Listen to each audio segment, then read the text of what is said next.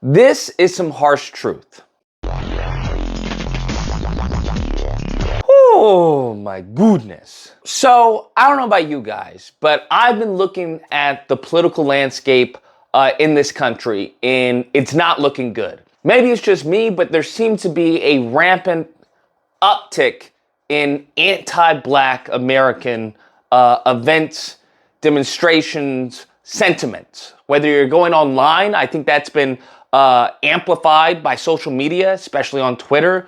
You can see this, on Rumble and other, outlier social media accounts and platforms. You see this in politics.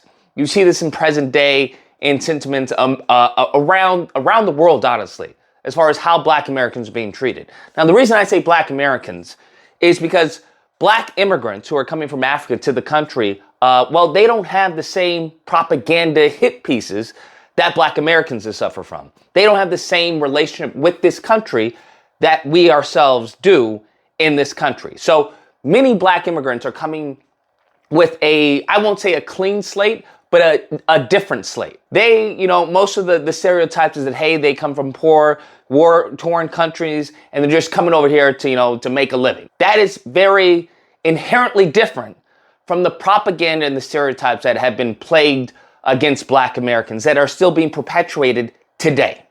Now, I say that to say this, and that is, I very much know the Republican side. I was born conservative, grew up Republican, and I very much know the Democrat side, okay? The only way you can actually be a staunch and actual good Republican and conservative is to, in fact, know everything about the other side. Whether it's, to steel man your arguments, whether it's, certain policy and the devil being in the details, whether it's to issues and complaints and grievances, whether it's to knowing what's going on in CNN and how they're manipulating the truth and whatnot. So I see it from both sides, and from both sides are anti-Black. It just is, it is what it is. And I stand by my recent statement of that, Black Americans presently have it way worse than our ancestors. I stand by that because you have to take into account. I understand you may think of Jim Crow, you may think of segregation, you may think of lynchings and whatnot and all that. All of that was black and white. In present day, it's not so black and white. When our ancestors were present, when they were living and on this country, they knew who their enemies were because their enemies were pretty blatant with it. They were overtly, anti-Black with it, to the point where you can be in certain neighborhoods, not because you didn't feel unsafe, because it was the law. Okay? That's night and day from how it is being experienced today. Because many are under the illusion of the inclusion, as Paul Mooney would say. And that black and white is now grayed out. It's now blurred. Now you have people who are fronting as friends. Now you have people under the guise of, hey, I'm just here to help. How they have helped, and I'm speaking of Democrats and Republican, is to either to erase your identity, which is what the Republicans do, whereas, well, you're no longer Black, you're an American. And it's like, that doesn't help me if Black Americans have certain problems exclusive to that group, given our exclusive relationship with this country. So it doesn't help to just eradicate my identity if my identity is attached with the problems that I experience, in this country. And then you have the other side, the Democrats, who tend to group you in. People of color, BIPOC, things of that. And they do that in order to, once again, do the same thing that the Republicans do, which is a form of erasing who you are. What's the point of having affirmative action if it doesn't exclusively help Black Americans, if it's not exclusively for Black Americans, okay? Not everyone in this country experienced what Black Americans experience. One thing they love quoting, especially on the Republican side, is MLK. MLK says that, hey, I don't want to bastardize a quote, but essentially, hey, a great wrong has been done to a group of people. That means a great, justice must be done. There has to be recompense for what the country has done to us as a people. I think that the left don't care and the right surely don't care. And that's what I've seen in my deep dive into this political structure. And based off of, the patterns that I'm seeing, and the best way to determine the future is to look at the present and the past, okay? To look at, hey, have there been any pattern changes in what's going on? Have there been any behavioral changes in as the group? And the answer is no.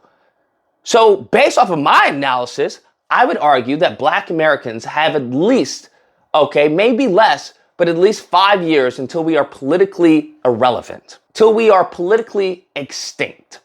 Because I think I want to use harsh language so it gets to people, so that my message gets across. I say that because, you had Dr. Claude Anderson in his book Powernomics, and I've read a lot of the books. I've read so many books, whether it's, Before Columbus, Powernomics,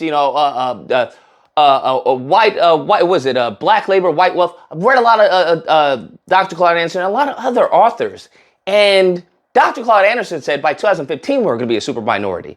And I realized a lot of this messaging has been present. It was present before I got here on this planet. It was present during my parents' time. It was present before their parents' time, and yet nothing has occurred. As a group, we have excelled in a multitude of areas. But the problem is we have excelled as an employee, not an employer.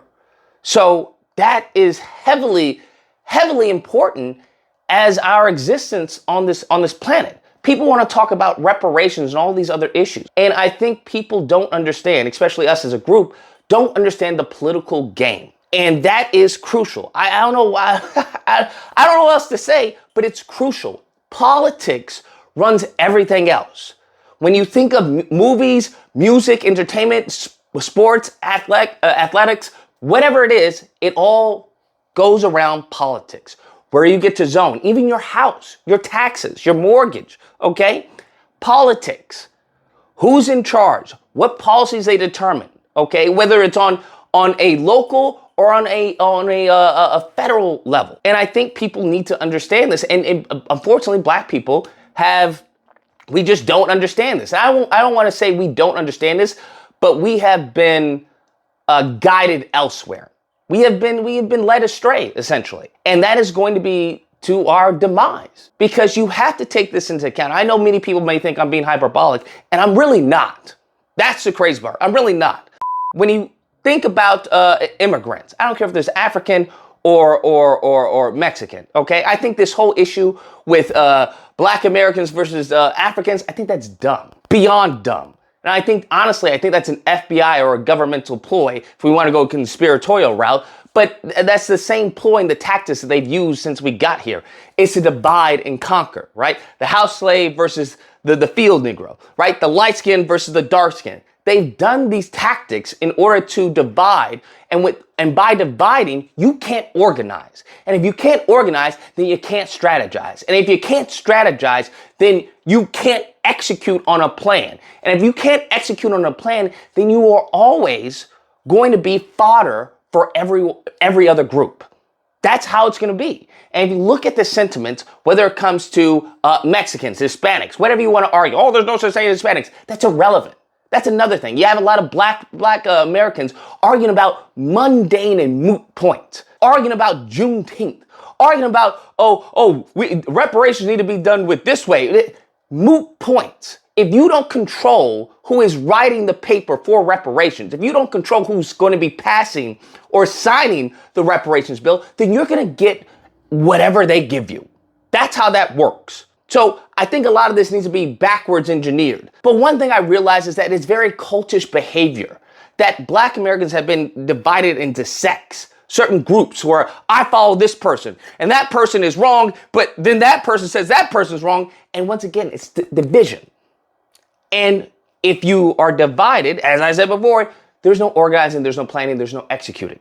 So everything you want, and honestly, the irony of all this is that many of these groups, many of these segments, whether it's FBA, ADOS, Black Americans, whatever it is, they all want the same thing. That's the comical part. Is that once you start listening to many of these groups, we all want the same thing, right? We all want Black empowerment. That's what we all want. But they all have issues and conspiracies, and you have egos of people who want to, I want to be the leader, or I want to be the figurehead, or I want to do this. And it's honestly a mess. And that wouldn't be an issue had we had leadership. And I know Asians don't have any leaders. Whites don't have any, I guess, leaders, you could say, that I'm going to lead the party or I'm going to lead white people. Mexicans don't have that. But that's them. That's fine because they have people who advocate on their behalf as a group. Mexicans have people who advocate, who are in positions of power, who advocate on their behalf as a group. Whites surely have people who advocate on their behalf as a group. Chinese have, or Asians, whatever, have people who advocate on their behalf as a group. We don't have that. So if we don't have anyone in a position of power to advocate on behalf of us, that means we need to organize as a people. Unfortunately, as I said previously, there's segments we've been segmented and fragmented, thus leading to an inability to organize, especially to a point where it's actually going to cause an impact. I'm not talking about a little group for a rally here, or a little group for a rally here, or a little group for a convention here. I'm talking about numbers. That's what I'm talking about. No one cares about little groups. They care about numbers. That's what's going to cause a sway, an actual movement. Those little groups add up into bigger groups and bigger groups and bigger groups. So maybe it may be one group over here and one group over there, but if they're all connected, it becomes a network. It becomes a beehive of little smaller groups that make up a bigger network. As I've seen, that's not going to happen. It's just not going to happen. There are a lot of external factors. There are a lot of internal factors. You have people who are constantly preying on the community under the guise of, hey, I'm the one that knows best. I'm the one that's helping you. They're the ones that are agents and yada yada. And I'm family and this and that. And I've seen it so many times by this person or that person or this person, that person. And, nothing has changed. When it comes to politics, nothing has changed. And there's a lot of complaints, but no one's doing anything. Let me elaborate what I mean by that. What I mean by that is that there have been a variety of stories that have come up, okay? And the stories have been swept under the rug.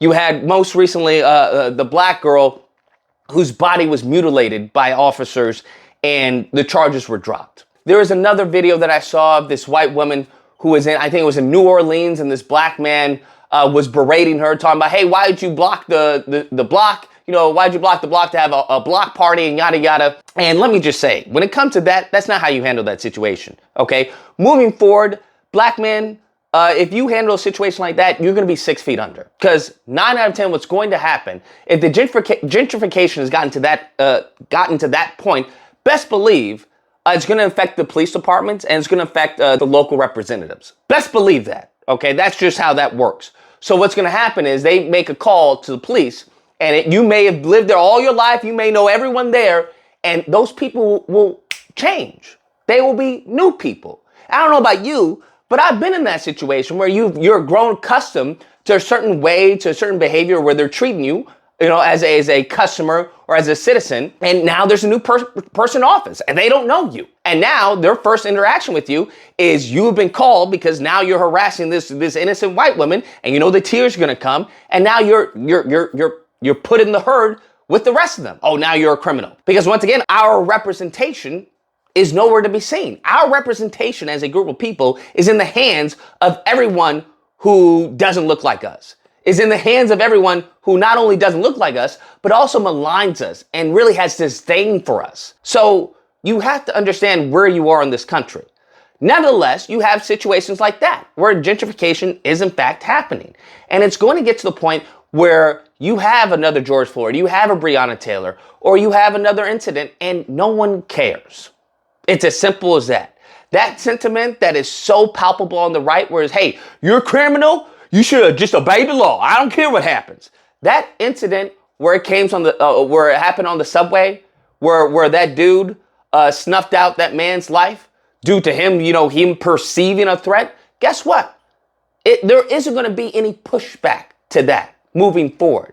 I'm letting you know that is the future that we have in store. If we do not, within the next 5 years, work together in these political streets.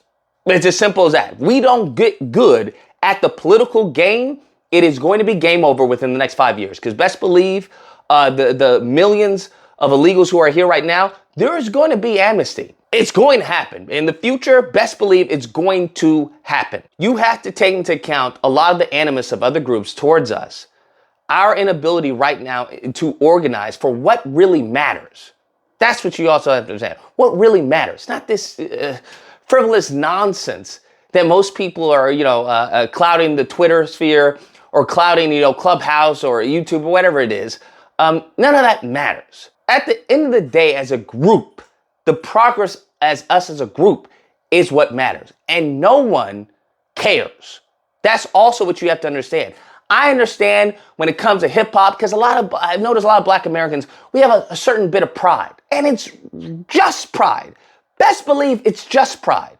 However, you also have to understand that no one cares. When it comes to hip hop, no one cares how much Black influence Black Americans had, or if it originated from Black Americans. It doesn't matter. You want to know who gets to decide? The victors. You want to know who gets to decide history? The winners. And the people who control the media can come out with a different narrative that, hey, you know what? Who created hip hop? Asians actually created hip hop. And who are you? You can tweet about it. You can argue about it. But guess what? They'll block you off of Twitter. They'll block you off of Instagram. They'll block you off of their platforms. And at the end of the day, say a few tweets get out. Say a few posts or videos get out. So who are they going to believe? A random Twitter account, a random video, a random Instagram, or what's on the idiot box? You lose that 9 out of 10. 9 out of 10, you lose that. And they know that. And God forbid, let's say there is some government interference, they already know this. COINTELPRO, these are tactics that have already been implemented and executed with success. I think Black people as a whole, us as a whole, we got to step back. We got to take a step back and really understand what is seriously important. Because if not, if we don't do anything within this next 5 years, the best advice I can give to Black Americans is to learn Spanish. That's the best advice, is to learn Spanish or Mandarin. I respect Dr. Umar with the passion. I respect everyone else who's trying to help. Because I think a lot of the people who are actually trying to help and, push the group forward, they're being silenced. You don't know about these people. There are people probably locally that are making moves and you don't know about them because the media is not mentioning them. What the media mentions are people who they have in their back pocket. Unless that happens, unless there is someone, a leader, some type of movement, some serious impact, some serious moves need to be made. If that doesn't happen, then to each his own. That's how this is going to work. It's going to be dog eat dog for Black Americans, okay? You may love your fellow brother, but if it's between you and your fellow brother, you have to worry about yourself. You're going to have to worry about your family, whatever that family is. I don't care if it's white, Black, Asian, Italian, Mexican, it doesn't matter. Whatever your family is, you're going to have to worry about them because that's how it's going to be. Anyways, guys, that's the video. Let me know what you guys think. Whether I believe, look, you're such a downer, all right? You're such a doomer. Black Americans, we're going to be strong. We're going to be fighting. We're going to be hard. We're going to make this, okay? Just wait and see. Just wait and see. Or if you have to believe, listen, I've been waiting and seeing for quite some time now. All right. A lot of the stuff that I've heard as a child when it came to reparations or when it comes to Black people, we just need to, come together. I've heard this my whole life. And after in a deep dive into the political arena, I realized that neither party cares. Neither party likes us. And that feeling is palpable and it's being divided and spread among other groups of people. So when everyone hates you, then you have a problem. Whether it's justified or not, it does not matter. You have to understand reality is subjective. Many people may believe a whole bunch of erroneous and fallacious things, but if they believe it, it is real to them. And if the group believes it, it is real to them. And they will act upon that. So, I'm just saying, let me know what you guys think. I mean, if you happen to disagree, you're more than welcome to call in during disagreement days, where typically held Friday through Sunday. There'll be a number on screen. You call in, we duke it out. Either or, hope you guys enjoyed the video. I know this is a bit of a morbid video, but it needs to be said. If you did, please feel free to like, share, comment, subscribe. Let me know what you guys think in the comments below. If you have any solutions or whatnot, besides learning Spanish or Mandarin. And all that fun stuff. Until next time, guys, be amazing. And now there's a new person in office, and they don't know you.